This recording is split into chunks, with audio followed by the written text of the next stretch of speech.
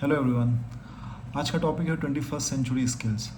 तो हालांकि आप सभी लोग जानते हैं कि हम लोग एक ऐसे टाइम जोन में हैं या धीरे धीरे हम लोग ऐसे समय में एंटर कर रहे हैं जहाँ पे स्किल्स को बहुत ज़्यादा इम्पोर्टेंस दी जा रही है। और बहुत सी ऐसी रिपोर्ट्स में, बहुत सी ऐसी पब्लिश रिपोर्ट्स में मैंने खुद भी पढ़ा है कि आने वाले समय में आपकी स्किल जो है वो आपकी क्या स्किल सेट हैं ये ज़्यादा इम्पोर्टेंट होगी रादर देन आपके पास क्या एकेडमिक क्वालिफ़िकेशन है, आपकी क्या डिग्री है। तो उन रिपोर्ट्स को अगर समझें तो उनका डायरेक्शन सिर्फ इस तरफ है कि आपके स्किल सेट ही आपकी एक एकेडमिक जो है क्वालिफ़िकेशन की आइडेंटिटी बन सकती है कि आपकी स्किल्स क्या हैं। ठीक है, तो एक बड़ा अच्छा एक कोट है व्लादिमीर लेनिन का कि they has been decades where nothing happens and they are weeks where decades happen. तो मतलब आज के समय पे बहुत ही फिट बैठने वाला कोट है ये कि बहुत दशकों तक तो कुछ ऐसे बदलाव नहीं आए जिनको आप महसूस कर पा रहे हो, पर अब कुछ एक डेढ़ हफ्ते 2 हफ्ते में ही देखिए तो आप ऐसा लगता है कि अरे कितने सारे चेंजेस आ गए हैं। करेक्ट। तो कहीं ना कहीं ये बात तो हम सभी लोग समझ गए हैं कि समय बहुत तेज़ी से भाग रहा है और अभी तक की हम लोगों की जो अंडरस्टैंडिंग है करियर को लेके, एजुकेशन को लेके, वो कहीं ना कहीं एक ऐसे स्टेज पे है जहाँ पे कुछ बहुत डेफिनेटिव वे में कह पाना बहुत मुश्किल है कि नहीं ऐसा ही होगा। पर अनुमानित यही है कि बहुत लीनियर अप्रोच तो नहीं रहने वाली है। मतलब एक बहुत सीधी अप्रोच नहीं रहने वाली कि आपने 10वीं की, फिर 12वीं की, फिर आपने ग्रेजुएशन कर लिया, फिर आपने पोस्ट ग्रेजुएशन किया, फिर आपने नौकरी शुरू कर दी अपने 22-23 साल की उम्र पे। अब आप सीधे 60 साल तक यही नौकरी करते रहेंगे, वही एक स्किल सीखते रहेंगे या उसी स्किल के आधार पे बस आप आगे बढ़ते रहेंगे, प्रमोशंस होते रहेंगे। ऐसी कोई लीनियर लाइफ तो मुझे नहीं लगता कि आगे आने वाले समय पे होगी, राइट। तो यही एक मेन वजह हो सकती है कि 21st सेंचुरी में स्किल्स को बहुत ज़्यादा इम्पोर्टेंस दी जा रही है। और इसके बारे में हम लोग संक्षेप में डिस्कस करने वाले हैं। अदरवाइज़ अगर इस वीडियो को फुल बनाया जाए तो शायद इसकी लेंथ थोड़ी लंबी हो जाएगी। पर हालांकि मेरी कोशिश ये रहेगी कि मैं वो सारे पॉइंट्स को टच करूं जो कि बहुत इम्पॉर्टेंट है और मे बी आप में से हो सकता है कुछ लोग इंटरेस्टेड हो उसको आगे समझने के लिए, तो आप लोग खुद भी सेल्फ स्टडी के माध्यम से उसको समझ सकते हैं। मेरा ऑब्जेक्टिव ये है कि मैं आपको ये बता सकूं कि 21st सेंचुरी स्किल्स में हम लोग किस तरह की स्किल्स पे बहुत ज़्यादा जोर दे रहे हैं और ये स्किल्स इम्बाइब करना या सीखना क्यों बहुत इम्पॉर्टेंट है, राइट। तो अगर हम लोग अभी 2026 में है, अगर हम 10-10 साल का गैप ले लेंगे, चलो इसके 10 साल पहले चलते हैं, मतलब 2015-16, इसके और 10 साल पहले चलते हैं, 2005-06 में चलते हैं।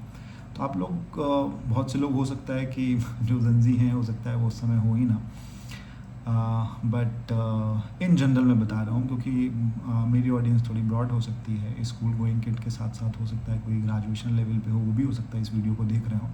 पर मैं एक इवोल्यूशन ऑफ करियर के पॉइंट ऑफ व्यू से ये बात बता रहा हूँ कि 2005 में जब मैं ग्रेजुएट हुआ था तो उस समय लोग बैंकिंग की तैयारी करते थे। स्पेशली एक मतलब जॉब के पॉइंट ऑफ व्यू से एक बड़ी कैटेगरी होती थी कि हाँ बैंकिंग की तैयारी करनी है।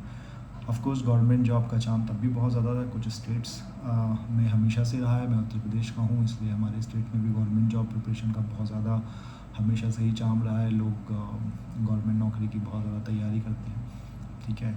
एग्रीकल्चर हमेशा से ही एक ऐसा सेक्टर रहा है, ठीक है। उतनी ऑर्गेनाइज में भी या उतनी तकनीकी से भरी एग्री अप्रोचेस नहीं थी उस समय, राइट। और लोग एमबीए कर लेते थे, राइट। अदरवाइज़ इंजीनियरिंग मेडिकल हमेशा से ही एक कन्वेंशनल करियर चॉइस रही है। फिर थोड़ा फास्ट फॉरवर्ड करके अगर हम लोग 2015-16 में आए तो आपने ऐप डेवलपमेंट के बारे में बहुत सुना होगा कि हाँ ये ऐप डेवलपर हैं। फिर उसी में हम लोग यूआई यूएक्स की बात करने लगे, राइट। सोशल मीडिया मार्केटिंग की हम लोग उसी बीच बहुत ढेर सारी बातें करने लगे। डिजिटल मार्केटिंग जैसी कई सारी बातें होने लगी।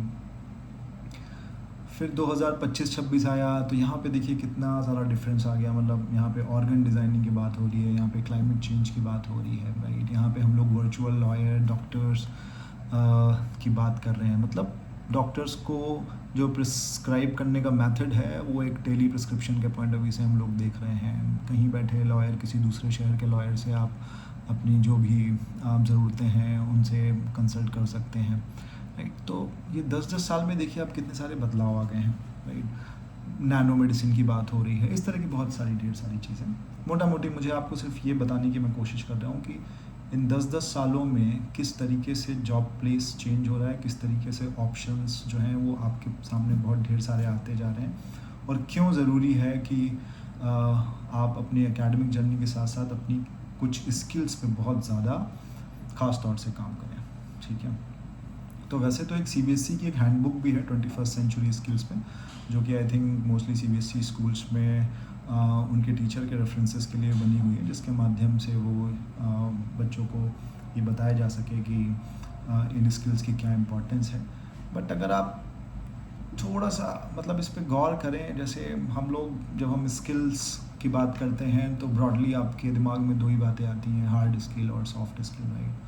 तो हार्ड स्किल्स, या आपने कभी सुना भी होगा कि भाई हार्ड स्किल आपको ज़रूर जॉब के लिए अगर आप अप्लाई करते हैं तो शॉर्ट लिस्टिंग में हेल्प करती है, लेकिन सॉफ्ट स्किल्स वो स्किल है जो कि आपको जॉब लेने में आपकी मदद करती है, राइट। तो इम्पोर्टेंस दोनों की बहुत है, हार्ड स्किल्स की भी बहुत ज़्यादा इंपॉर्टेंस है, सॉफ्ट स्किल्स की बहुत ज़्यादा इंपॉर्टेंस है, राइट। तो और जो कि बहुत ट्रांसफरेबल इन नेचर भी होती हैं, राइट। मतलब सॉफ्ट स्किल्स मोस्टली देखें तो आप ट्रांसफरेबल हैं, जो कि आप जहाँ जहाँ जाते हैं वहाँ वहाँ वो आपके साथ वो स्किल्स जाती हैं, वो उस जगह पे आप उसका इस्तेमाल करते हैं, राइट। एक बार आपकी कम्युनिकेशन बेटर हो गई, आपने किसी ऑर्गेनाइजेशन में 2 साल काम कर लिया, आपकी कम्युनिकेशन जो है कॉर्पोरेट लेवल पे बढ़िया हो गई, फिर आप कहीं पे भी स्विच करेंगे, प्राइवेट सेक्टर में है अगर, तो नहीं तो आप अपने करियर में अगर ग्रो करेंगे तो वो कम्युनिकेशन अब थ्रू आउट द लाइफ आपको हमेशा हेल्प करेगी, राइट। टीम वर्क आपने सीख लिया तो वो टीम वर्क आपको हमेशा काम करने वाला है।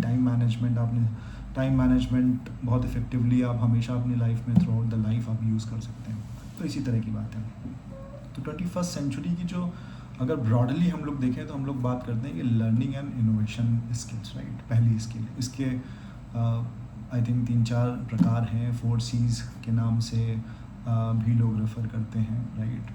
तो बट मोटा मोटी अगर आप देखिए लर्निंग एंड इनोवेशन स्किल्स से मतलब बेसिकली हम समझते क्या है, ठीक है। मतलब लर्निंग एंड इनोवेशन से स्किल से अगर मैं इसको बहुत साधारण शब्दों में बोलूँ तो मतलब सीखने और सोचने की क्षमता। अगर जैसा कि मैंने इसी वीडियो में पहले बोला आपसे कि वो समय चला गया है कि आपने कोई एक चीज़ सीख ली और आप 5 साल, 8 साल, 10 साल या 20 साल उसी स्किल को बस इस्तेमाल करने वाले हैं, राइट। ऐसा बिल्कुल भी नहीं है। आपको अपनी स्किल को या तो री स्किल करना पड़ सकता है या तो आप स्किल करना पड़ सकता है, जो आता है उसके 1 लेवल 2 लेवल और एडवांस अप स्किलिंग हो गई। री स्किलिंग हो सकता है कि आप अभी तक एकदम नॉन टेक प्रोफाइल में काम करते हो, बट कुछ ना कुछ आपकी प्रोफाइल में थोड़ा बहुत टेक्नोलॉजी का भी रोल है, वो टेक्नोलॉजी आप सीख रहे हो, राइट। तो अब आपको कंटिन्यूअस सीखना है, तो सीखने और सोचने की जो क्षमता है, आप ये मान के चलिए कि अगर वो आपने अपने अंदर डेवलप कर ली तो ये आपके थ्रू आउट द लाइफ हमेशा काम आने वाली है।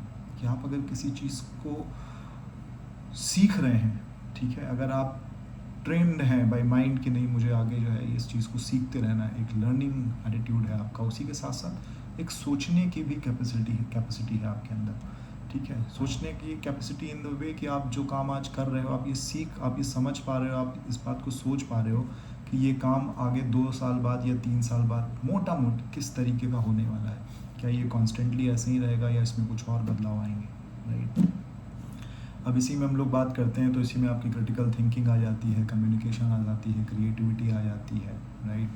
तो इसी के 3-4 प्रकार हैं। जैसा कि मैंने बताया कि वीडियो थोड़ा संक्षेप में है, बट मैं आपको मोटा मोटी ये बताना चाहता हूँ कि अगर आप ये स्किल्स ब्रॉडली आपने अपने दिमाग में थोड़ा सा कंसेप्चुलाइज कर लिया कि लर्निंग एंड इनोवेशन स्किल्स मतलब अब मुझे लाइफ लॉन्ग सीखना और सोचने की जो मेरी कैपेबिलिटी है वो मुझे बढ़ानी है, right. Second group of skills की अगर हम लोग बात करते हैं तो वो आपकी डिजिटल मीडिया लिटरेसी हो सकती है, राइट। अभी डिजिटल मीडिया लिटरेसी क्या है भाई, कि मतलब तकनीकी को समझना और उनको इस्तेमाल करना, राइट। मीडिया लिटरेसी का मतलब ये है कि आप तक कोई अगर जानकारी पहुंची तो वो जानकारी कितनी क्रेडिबल है, कितनी नहीं है, किस सोर्स से आई है, आपके अंदर वो क्षमता होनी चाहिए इस बात को समझने की, राइट। क्योंकि बहुत से लोग तकनीकी को सही तरीके से भी इस्तेमाल कर रहे हैं, कुछ लोग ऐसे हैं जो गलत तरीके से भी इस्तेमाल करते हैं। तो आपके अंदर वो थोड़ी क्रिटिकल थिंकिंग वाली एबिलिटी होनी चाहिए, क्रिटिकली देखने की कि ये जो इन्फॉर्मेशन मेरे तक पहुंच रही है ये सही है कि नहीं है। तो इन्फॉर्मेशन लिटरेसी जो है वो, मीडिया लिटरेसी जो है वो बहुत इंपॉर्टेंट है, राइट। इसी में एक इन्फॉर्मेशन लिटरेसी भी इसका एक पार्ट है, मतलब इन्फॉर्मेशन अगर आपके पास कुछ डेटा और स्टैटिस्टिकल टूल्स के थ्रू आई है तो आपके अंदर एबिलिटी होनी चाहिए कि आप उसको एनालाइज कर सकें, राइट। तो ये हो गई आपकी इन्फॉर्मेशन लिटरेसी। तो मोटा मोटी डिजिटल एंड मीडिया लिटरेसी का मतलब ये हो गया कि तकनीकी को समझना और उसको अपने काम में उसका कैसे इस्तेमाल किया जाए।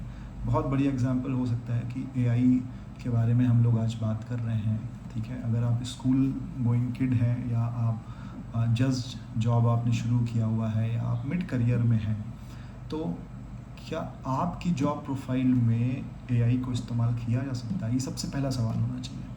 और अगर हाँ हो सकता है तो वो किस तरीके से किया जा सकता है, क्योंकि जनरली तो ये कहना बहुत गलत होगा कि एआई का मतलब आपकी जॉब में हो सकता है कोई नाता रिश्ता ना हो, क्योंकि ऐसा बोला जा रहा है कि एआई तो अभी सभी जगह है, करेक्ट। आर्टिफिशियल इंटेलिजेंस का रोल तो अभी हालांकि मेजरली सारी इंडस्ट्रीज़ में देखा जा रहा है। तो आपको ये समझना आपके लिए बेहद ज़रूरी है कि वो तकनीकी आप कैसे अपने जॉब में ला सकते हैं, अपने काम में ला सकते हैं, अपने प्रोफेशन में ला सकते हैं, ठीक है।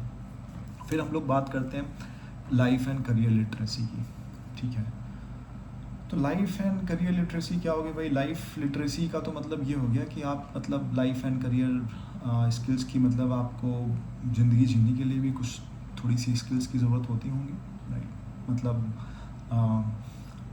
अगर आपकी लाइफ में आपके कुछ फ्रेंड्स भी होंगे और ऑफ कोर्स रिश्तेदार भी हैं, सब लोग हैं, उनके साथ एक तालमेल बिठाना, ठीक है। इसमें भी तो किसी न किसी स्किल्स की ज़रूरत होती होगी। वर्क प्लेस पे आप जब आगे बढ़ेंगे जाएंगे तो वहाँ पे आपको हो सकता है कि आप उत्तर प्रदेश से हो, आप जिनके साथ काम कर रहे हैं वो तमिलनाडु से हों, राइट, कर्नाटका से हों, या हो सकता है कि आप हिमाचल प्रदेश से हों, आप किसी दूसरे राज्य से, सामने वाला किसी दूसरे राज्य से, राइट। तो क्रॉस कल्चरल अडेप्टेबिलिटी आपके अंदर अगर नहीं होगी तो आप टीम में कैसे अच्छे से काम करेंगे, राइट।